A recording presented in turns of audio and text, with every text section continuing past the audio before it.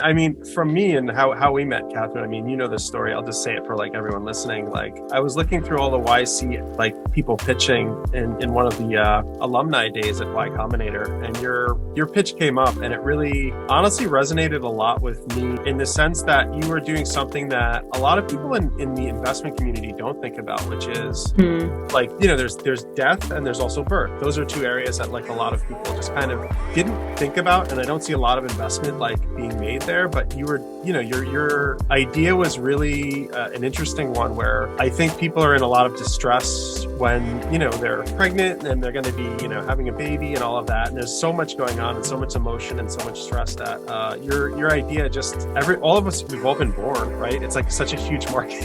It's every human being on the planet in some senses that, you know, but you kind of went out there, and we could like backtrack a lot, so backtrack to your past, but you know, you went out there and like started a company in such a huge market that I don't think people are even processing how big that market possibly is. But why don't we backtrack a little bit, like to your story and like how you started as an entrepreneur? Yeah, for sure. Yeah. Yeah, awesome. So yeah, thanks for that. I think it's also super interesting that your wife is a doula. I feel like that was really like attractive to me as an investor, because empathy to the birth experience is so rare. Like most investors don't even know what a doula is. So yeah, so the feeling was mutual. But I actually don't know what that word means. Yeah. I never explained it to Greg, but maybe you could explain it. See, I guess most people don't know what that is. And I think that's just the world, right? Yeah. Yeah. So I actually think it's really interesting, because in countries like Korea, it's much more commonplace to have a lot of postpartum care. But in the US, there's like very little postpartum care. In fact, like earlier this year, there's a study published that said that 4 in 5 postpartum deaths could have been prevented. And we all know that maternal mortality is really high in the US. So there are occupations like doulas that are meant to prevent that. So a doula is basically it's someone that can sort of be like babysitter in a sense for like pregnant parents. So they can help guide you through birth, and even attend like your appointments with your physicians and help you explain and guide you through like the different birth preferences that you might have, and give you like tips. Sometimes doulas will like cook, and they're postpartum and also birth doulas. They're also death doulas. So it's basically just someone that can help be an extra confidant and an advocate for you in your birth. So yeah, then they have the term that applies to death as well, because there's just like this need for like an additional advocate to just help push you through the process, because so many parents feel lost during birth. It's similar to death. So yeah, that's what a doula is. Does that make sense? Yes, thank you. Okay, cool.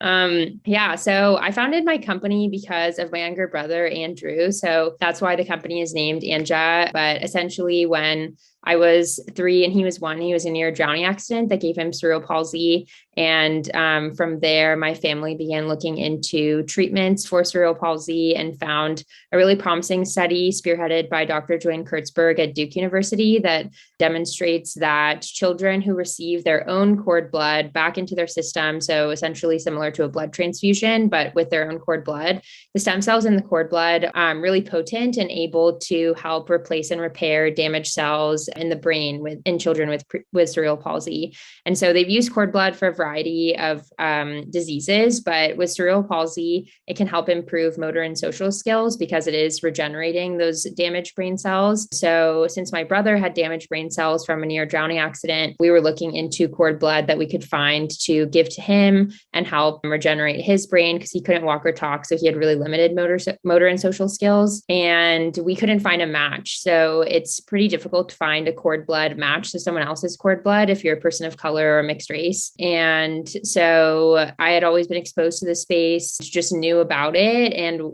kept in touch with research and things like that. So when I graduated from college, I was doing consulting and I was a UX designer and things like that. But then my brother passed away suddenly. So I was really moved to do something that would have been able to help him. And at the time I was living in like an entrepreneurship founder house, called Launch House. And I was living there because at the time I was the founder of a consultancy. Then I was just so inspired by seeing everyone around me being like really in depth with the Silicon Valley ecosystem.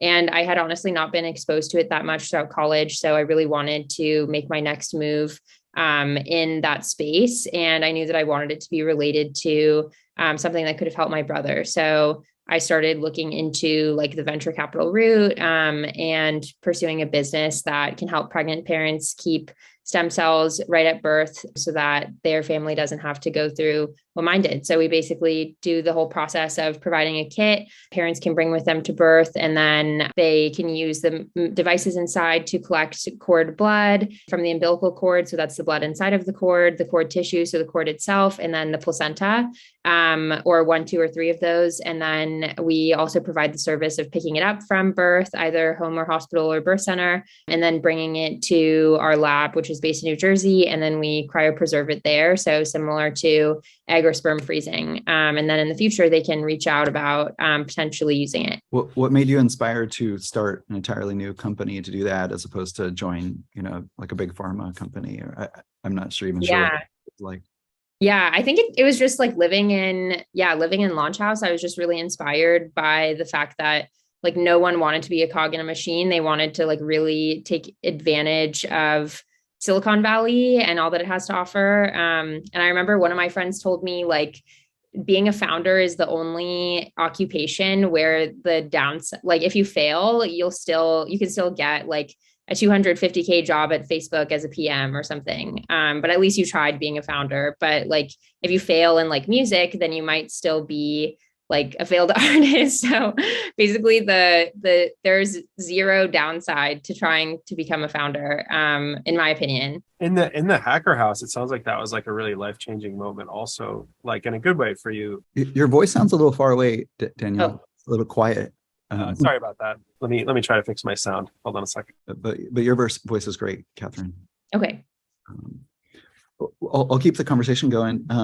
And I saw that you studied at MIT Sloan Management School. Did you find that experience useful for preparing you? Yeah, well, so I actually went to Wellesley. So I have MIT on my resume and everything because I took about half of my classes there, since we can cross-register at MIT, but there's a threshold that you can only take half your credits at MIT. So yeah, most of my classes were in Sloan or the media lab, but I didn't like officially attend MIT. Yeah, I think it was definitely interesting. Like that was the first place that I'd heard of institutions like YC. I think because I wasn't immersed in like the real Sloan program, I never really garnered like the true value behind what it meant. Like I remember one of my friends was really excited that he got into YC in 2017, but I was just kind of like, cool, must be some sort of like random like General Assembly type of course or something.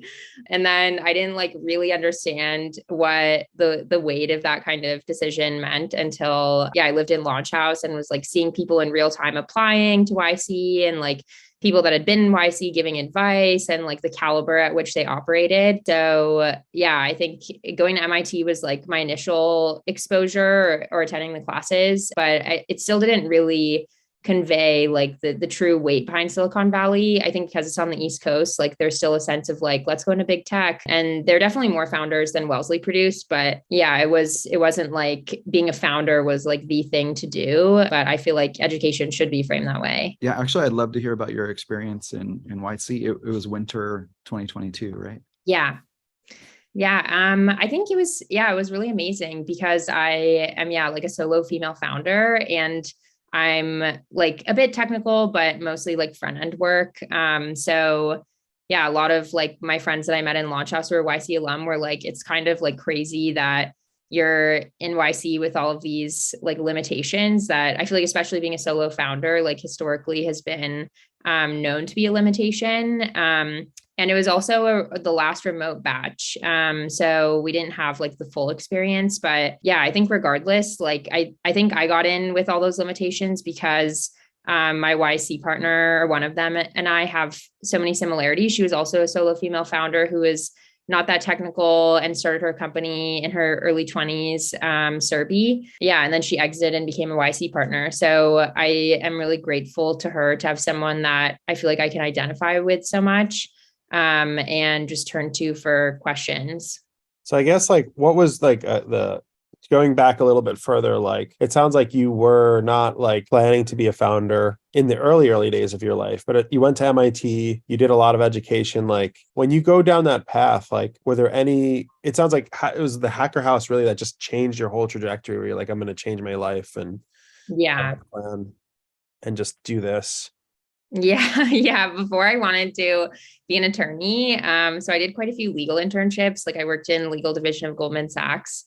But everyone, especially at Goldman, told me not to become an attorney. Yeah. Then I turned to what I studied, like the skills I developed at Wellesley, which was media arts and sciences. So it was computer science and art. So usually intersects a digital design and product design. So my first job out of college was at Publicis Sapient, which is a tech consultancy, as a product designer. But yeah, I mean, I feel like in the corporate arena, like you're just kind of like, I felt like a cog in a machine, and I never even like met our clients. I had no idea what any of my work was going towards. Yeah, I just hated that feeling. It made me feel really unmotivated. So, and I felt like I wasn't learning much either, besides like how to like create Figma shortcuts, and what have you. So yeah, I think being a founder for me is definitely a much happier experience because I can really tangibly see the impact of what I'm doing. Was being in a hacker house, I envision it. I've never lived in a hacker house, but I envision it like bunk beds, like 4 per room. They have like a meal. You all go downstairs. It was a really interesting experience. I honestly think everyone should live in a hacker house at some point. I mean, we had people who were married with kids, like living in the hacker house, so you could still do it. Yeah, I think it's just like such concentrated intellect and like diligence to the work was so like interesting to see. Like even things like Chrome shortcuts that people downloaded to like optimize their workday. I feel like people don't normally like really understand that, how like a really high caliber founder should operate. And so for me to be able to observe people that have like sold companies or like worked on companies for many years when I had never really been in startups was like really, really fascinating to me to just like see how like high caliber founders should function, which I feel like, especially because YC was remote, like YC was really great for like sort of like the textbook experience of being a founder, but like the real like day-to-day optimizations and like how they organize their time or like think about like calls and prioritizing. I think like for me was the hardest part about being a founder. So like to see that in real time from people in this house I was living in, I think was really, helpful to my journey. What kind of productivity hacks or biohacks did you observe or start to adopt like in your own life? Yeah. Well, I think the first one that I remember using was I downloaded a Magoosh Chrome extension so that every time you open a new tab, you can see a word and expand your vocabulary. There are also things like just the fact that people would consistently get up so early. I mean, I was like never really a morning person, but I just saw the way that they framed like their life was just so like optimized, not only for themselves, but for the betterment of their business. So it got me thinking that way. So things like drinking like a glass of water right when I get up, or using a 5-minute journal, or even like having an Aura ring, I think like really, changed the way that I think about like you don't have to just better your health for yourself. It's like for your company, for your team, for your teammates, to just like really be better in life. And now I've begun to think about like my personal health in the same way that I think about my business. Like I try to create OKRs around it, and things like that to make sure that, like everything is optimized for the sake of like efficiency. I have a special interest in sleep optimization too. Yeah.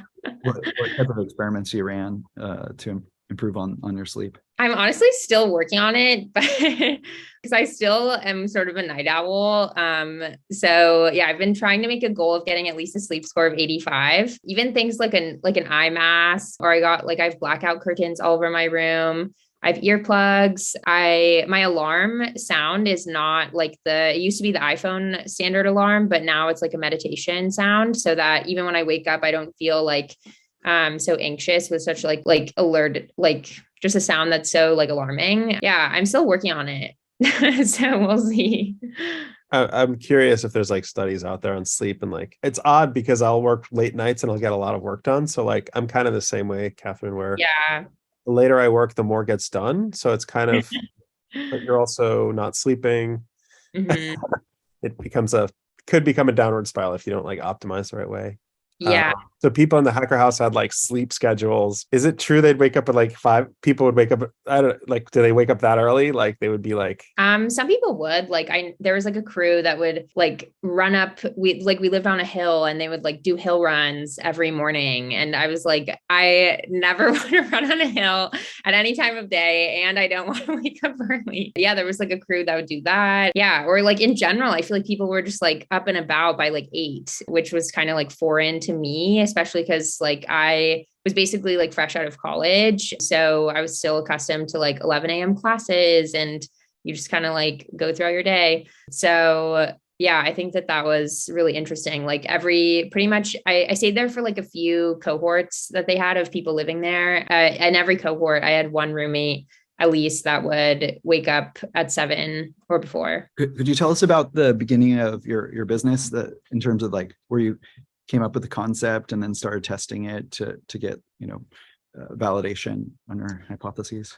Yeah, well, I guess I sort of already had validation in the sense that like I knew that there were competitors in the space, but I really started like testing demand by making TikToks. So I just started making TikToks, and I had like a wait list and did sort of like the Robinhood model. And I just had people sign up for a wait list. And I remember my first TikTok only got like 90,000 views, or it was my first TikTok about my product specifically, where I was pushing the wait list, got 90,000 views. And yeah, we had like 100 signups in the first hour on my wait list. And I was surprised how keenly I was able to target pregnant parents, because I feel like normally it's sort of difficult to discern that on social media. Like some people don't post about it, but I think TikTok is just so like accurate and game changing in the landscape of social media. So it really changed the game. And then from there, for me, it was about setting up the supply chain. I've had like family friends involved in the space, so that was easier for me than I think some. And then I just started like going for it. Like I remember one of my investors was like, "Are you sure you're not going to like do a test run?" I was just like, in healthcare, there's no way to do a test run. Like you just have to do it,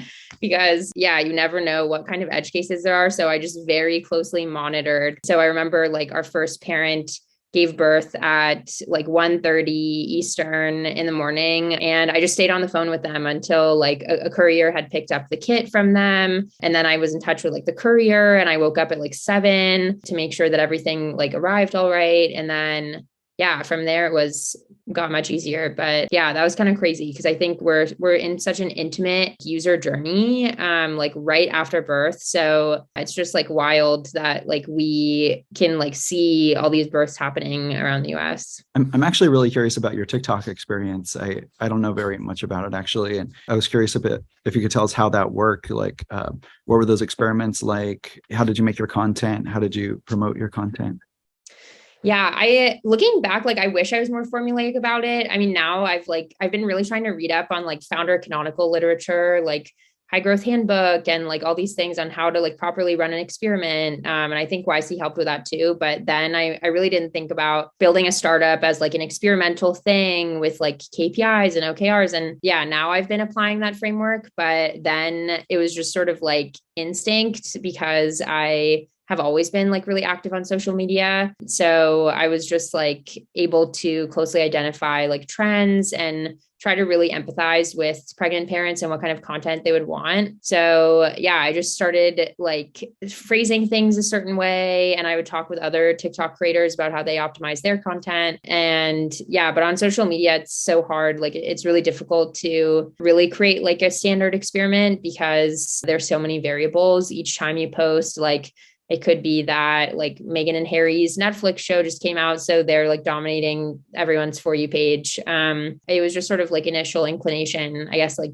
being young and always being on social media. Did you make your own content? Was it sort of a selfie video? Yeah, it was all selfie videos. Just made everything from scratch. And I think on social media, my philosophy has always been like quantity over quality. Like you just have to really get content out there. It doesn't have to be perfect. So now I have around 150,000 followers. And I think it's just because like you never know what's going to hit. Like you just have to keep on pumping out content. I know you're in LA, right? You're in the LA area. Yeah. You have an advantage there because I feel like there's a lot of creators out there and it's kind of like the norm. So it's like gets you in a mindset there. Does that help that way? That's my assumption. Like, yeah.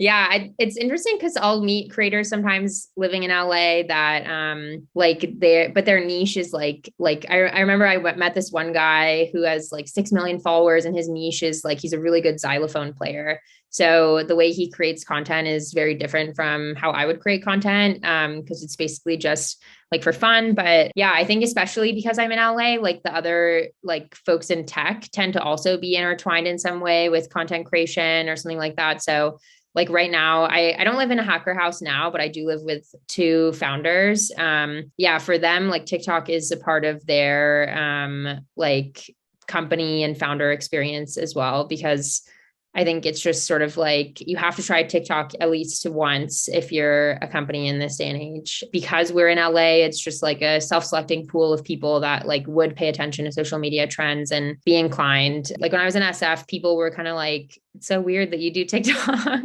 I definitely think it's a different mindset in the LA area. Yeah. It probably gives you an advantage in some ways over like the rest of the world because it's such a content creation place that you get to preview like what works actually for these people, right? Like because there's so many creators out there. Right. Well, also, once you generate that video and post it, are there ways to like promote it or get an extra boost on the reach? You could pay for it, but I'm just generally like pretty bearish on paid acquisition, because I just don't think like consumers garner the same sense of loyalty if they find you through an ad versus like when it's organic. Like we have like customers that, I don't know. Like I remember like this one mom like found me and she like commented that she watched all my videos, and then she had a bunch of birth complications and like she wasn't even like conscious really when she was giving birth. And so they just like never moved forward with us as a customer because they forgot to use the kit, and it was just like a really hectic birth. But she like called me crying after, and she was like, I just love all your videos. Like I felt so bad that I couldn't do this. Versus like people that have found us on an ad, because like we have run ads, but like very little. And there's just not the same sense of like consumer loyalty. What kind of direct communication have you had with your users and customers? Do you go to like hospitals and hang out in the waiting room? We text our customers, and then we also call them as needed and email. So I just try to be as accessible as possible. I feel like especially in healthcare, it's so rare to get like a really, really accessible resource. Every channel you can think of, I am on. And our team is on, and we let our customers know that they can reach us there. I would say very direct communication, especially in the first like 8 months of the business. I was basically running all of our customer service. And even now, like sometimes I still do. It's been like very, very close contact. One thing you mentioned, I know we're running out of time, but one thing you mentioned that was really interesting is you live with other founders. So being a solo founder and living with other founders, honestly, psychologically, that keeps you emotional support in some ways. I mean, I'm thinking, right? Yeah, for sure. It's kind of interesting. Like I have an exec coach. I've talked to my exec coach about like issues that I have, or just like, how do I get over this or like get through this? And he was always kind of like, well, I always used to do this kind of thing with my co-founder. So he doesn't really have any advice.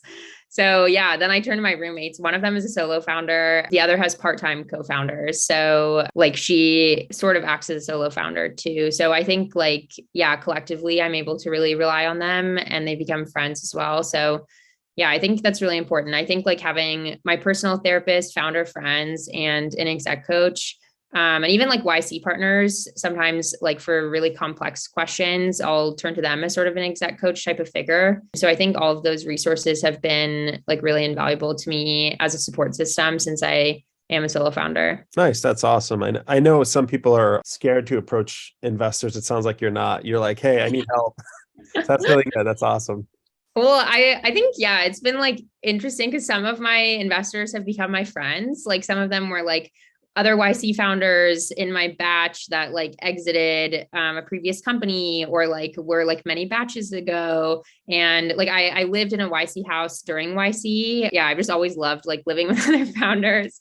But I lived with three other YC founders, and one of them he was 2 years behind me batch wise in YC. So his company, yeah, is like basically equivalent to like Series B stage now. But so then he became one of my angel investors, but we were roommates. So people like him, I feel like I can really turn to. And he's a healthcare founder too. So yeah, like a lot of my investors are like also my friends, or like was my investor first and then became a friend.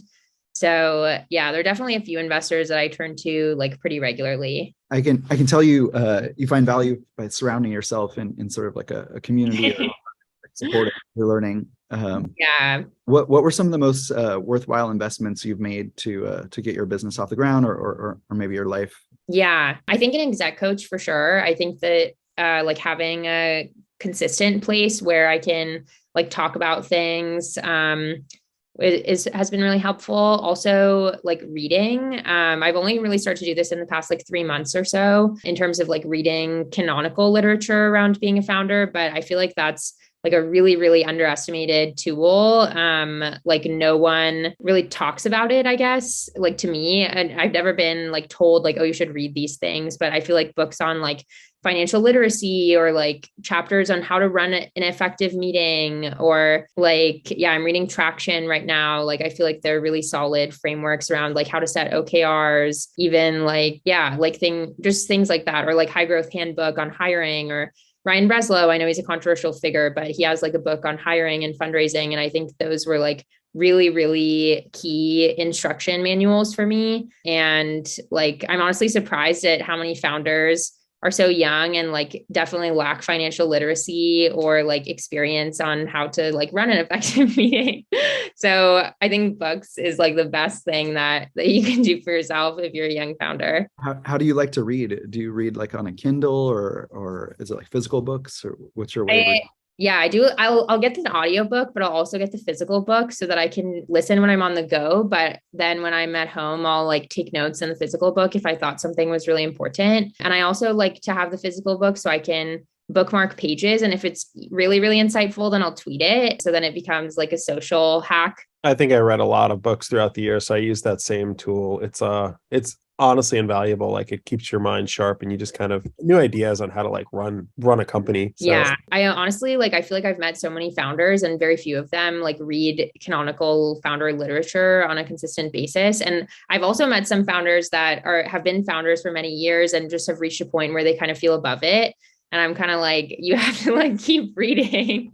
That's something that I've started to employ in recent months, but definitely want to continue. You mentioned OKRs, and I was kind of curious if you're comfortable sharing what OKRs you've set for yourself. Do you have one that kind of connects with sort of your brother's situation? Like if you hit this milestone, you feel like you've given a gift to the world to your brother. I guess I'm always hoping that I'm giving a gift to the world. Yeah, I don't have like rewards per se. I guess the reward is really just a satisfaction. But yeah, like a personal OKR that I set past like few days I've been doing it is to do like one thing a day that sparks joy. And so I made a list of like 50 things that spark joy for me. And a lot of them are really simple, like going to Erewhon in LA or like eating like really organic chicken. I really like doing that. Yeah. So I've been just trying to like find ways to do, yeah, one thing a day that like sparks joy for me. And so, yeah, that's like a main OKR of mine. Another is to maintain a routine, even when I'm traveling. Like I have like 2 weddings to go to this year. But I usually like get really unsettled and then I'm unproductive when I'm traveling. But even things like having slippers in my suitcase and a water bottle that I can always try and fill, I think will help drastically change that. So yeah, those are some of my like personal OKRs. Are there any habits or sort of people in your life that you've decided to sort of eliminate or I guess. I mean, like, yeah, I've had like I think my like family situation is sort of like broken. Like my parents are super divorced. And yeah, so I've been trying to like bring friends with me to family functions so that I feel a little more settled at family functions. So yeah, things like that. And then I try to like really structure my like home life. Like these are all my personal OKRs. I wrote it on this whiteboard yesterday. And then the other side is for my professional OKRs, which I have at 3:00 to set today. Awesome. It looks like, oh yeah, they're still there, Greg. I thought you froze for a second. Yeah, I know we don't want to take too much more time, but I guess going to the future of your company, like I'm sure you have visions and you've been thinking about this company like day in and day out. Like, what do you envision like 20 years from now? Like, is this going to be like the standard for people? And like, there's a lot of standards in healthcare now. It's like, I don't know, something silly like cutting the umbilical cord. Yeah. That's just like a standard. Like it's just there and you have the scissors ready. Yeah. What do you envision like your company being? How do you envision your company being integrated in? Yeah, I envision it to the point where, yeah, it doesn't necessarily have to be standard for every birth, but it's standard to at least be considered. Like I think the core of what we do is cord blood banking, but a lot of people don't even know what that means. And even the people that do it don't even really know that phrase or how to describe it. Like I've noticed that in our own customers, like even our really organic UGC or reviews, people will say like blood cord banking or like stem cell banking, and they just don't really know how to describe it. Yeah, I want to get society to a point where everybody is really familiar with the term that like we as a company create, are able to, yeah, just really be like a leader in the space for that. And then overall, I think having a mission of like better birth, like I think I don't want to just be a company that does like cord blood banking. I want to be a company that like makes people feel like they're having a better birth experience and having a more confident choice in their birth decisions and their birth plan. Because I think that's something that a lot of people are lacking, which is why I think doulas are so great because they give people that confidence. But a lot of people don't even know what a doula is. So I think we're still working on it. What are the biggest like challenges or obstacles you see, like, or is it sort of sky is the limit? Because I don't know many people that have sort of frozen their cord blood, if that's what it's called. But Yeah. is the market sort of like vast and you just got to get your marketing message out there? Yeah. Yeah. I mean, it's very similar to like egg or sperm freezing in that like people might like kind of vaguely know about it. In fact, like, especially if you're affiliated with Stanford, I'm sure you actually do know a lot of people that have banked their cord blood, but they just don't talk about it. And similarly, like with egg and sperm freezing, like people vaguely know what it means, but can't really describe what it entails. And you probably know a lot of people that have done it, but nobody really talks about it. It's just this like obscure thing. And even people that deeply consider it, who are like my age or things like that, like it takes them a while to even cross that threshold just because it's really scary and people don't talk about it. So yeah, I think that is like a limit, but yeah, but I think like companies like Modern Fertility have really like broken that limit. So I think like we can do the same. Awesome. That's a really cool future. I feel like there's a lot of confusion out there. I mean, around birth and stress and yeah. It's definitely one of those areas where like your body is changing, you're stressed out, like you don't know what's happening. You're talking to your doctor. That's really your primary source of information. Yeah. Really cool when there's like other sources like what you're doing to like give them information on like what they're doing. Yeah, for sure. Something else I noticed was, egg and sperm freezing. That's, has one particular purpose, like making another child, but the cord blood that has sort of therapeutic benefits, and potentially you could use it for yourself, but then also provide it to other people. What type of like market or do you see the cord blood freezing service as sort of a platform to launch other services? I think like, yeah, like other folks in the space have done things like immune cell banking, and even like egg and sperm freezing. But I think like inclination is to continue along the lines of like bettering birth. Like I think I started the company because of my brother, but I want to continue it because of that as well, but also because like as I've gotten deeper in the space and like since we have such close contact with our customers through like all the various channels that we speak to them through, I've just like been so intimately like a part of really, really bad birth experiences. Like the one that I mentioned earlier, where that mom just had like a crazy birth and they couldn't even move forward with us because like nurses forget that she had any of these requests, and like the doctor isn't even fully aware, and like her husband is freaking out because she like seems to be like not doing well, and like their baby was in the NICU and she was in the ICU, and it was like a whole thing. And that's like honestly pretty like standard for birth experiences, to have like such a traumatic birth. And I think like not enough people talk about it. So yeah, just like seeing stories like that, or even like being a creator on TikTok where people comment their really personal stories and share it with me, has made me feel like there's like an even broader mission to like really better birth, because I've just always felt drawn to like women's health issues. Like I went to Wellesley, which is a women's college, or historically women's college. So I've just always been really passionate about like furthering women in society. Well, in decades past, the umbilical cord was considered just garbage, right? Like after the baby is born, they just throw it in the trash. Yeah. But now it's potentially has very high value for, so technology has allowed us to turn like garbage into gold in some ways. So that's fantastic. You're helping with that.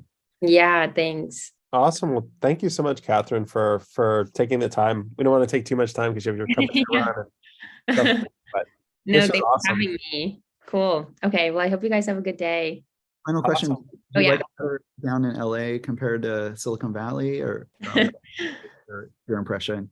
Yeah. Compared to Boston. Yeah, I think it depends on what you're looking for. Like, I do like SF because I think the intellect is so concentrated. But one like big red flag for me is that I honestly don't feel safe in like many areas of SF. Yeah. And in the areas that I did feel safe, it was like really, really up on a hill and like not walkable. Also, I don't like that SF has like no shallowness.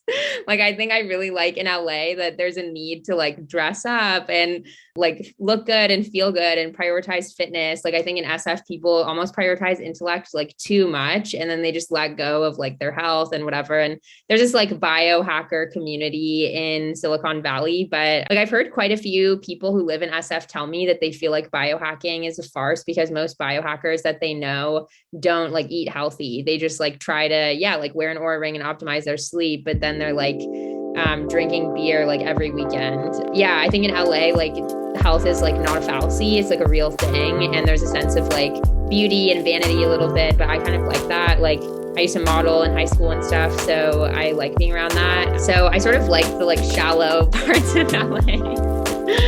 Yeah. And you like it more than Boston?